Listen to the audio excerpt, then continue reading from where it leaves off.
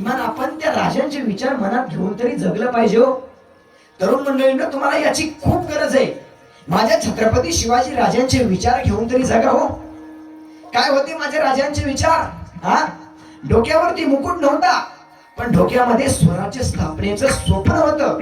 हातात फक्त तलवार नव्हती, तर धडधडणारं हृदय होतं. शत्रू मोठे होते, साधना कमी होती, तरीही राजाच्या सोबतीला विचाराचं वादळ होतं. भवानी मातेचा लेख तो मराठ्यांचा राजा होता.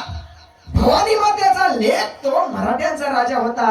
झुकला नाही कोणासमोर, मुघलांचाही तो बाप होता. कसा होता हो माझा राजा? हा, तेच तर मांश पर कान जिमी कंश पर, तो मलेच वंश पर शेर शिवराज हे. अंधारावरती जसा प्रकाशवारी असतो, कंसावरती ज्या प्रकारे कृष्णाने विजय मिळवला, त्याच प्रकारे माझ्या राजांनी मुघलांवरती विजय मिळवला. अरे एखाद्यानं जर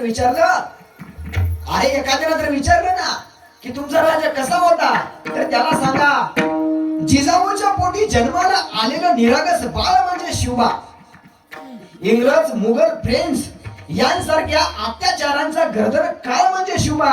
एकीकडे संयमाचा घात म्हणजे शिवबा, आणि सळसळत्या रक्ताची लाट म्हणजे शिवबा. आम्हा मर्द मावळ्यांना आलेली माणुसकीची जाग म्हणजे शिवबा. जगातलं माणुसकी मोजायचं माप म्हणजे शिवबा. तुमचा, माझा आणि अखंड हिंदुस्थानाचा बाप म्हणजे शिवबा.